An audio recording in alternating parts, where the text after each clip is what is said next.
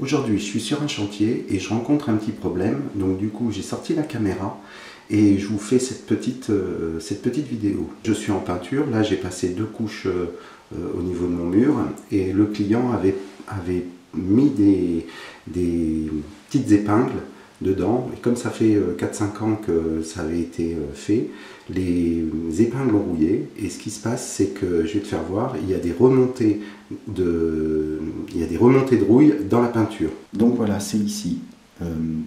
Donc la rouille est dans le placo. Et donc après les 2 couches de peinture, ça a migré sur la peinture. Donc ce que j'ai fait, c'est que j'ai pris un couteau, j'ai écrasé légèrement mon support et j'ai repassé un enduit. Et donc là c'est sec, mais quand j'ai posé l'enduit, il était blanc et quand il commence à sécher, tu vois, ça migre de nouveau. Donc l'enduit va pas régler le problème.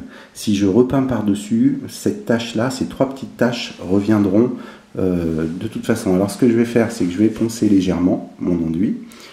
C'est un enduit sans ponçage, mais je vais juste l'égrainer légèrement.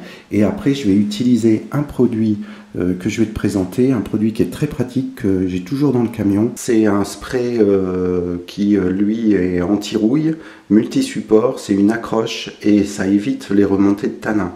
Donc c'est un produit solventé et c'est un produit qui sèche en 20 minutes. Voilà, donc le principe, c'est de secouer une bonne minute, voire 1h30, secouer n'importe quoi. Donc le principe, ça va être de le secouer au moins 1 minute et demie. Et puis après, tu mets juste un petit coup, un petit peu, pas trop proche, pas trop loin, pour pas arroser tout le mur. Mais si tu mets trop proche, ça a tendance à couler.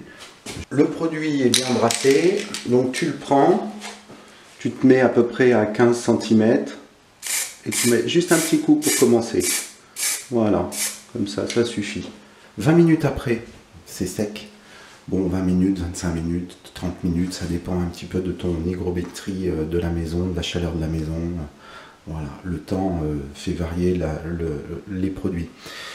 Et puis, après, ce que tu peux faire aussi, c'est que si c'est vraiment des tâches très importantes, tu peux repasser un deuxième petit spray, une deuxième fois, comme ça te bloque bien le fond. Voilà, ce qui est important, c'est une fois que tu as fini ta pulvérisation, c'est de pouvoir garder ton produit prêt à l'emploi.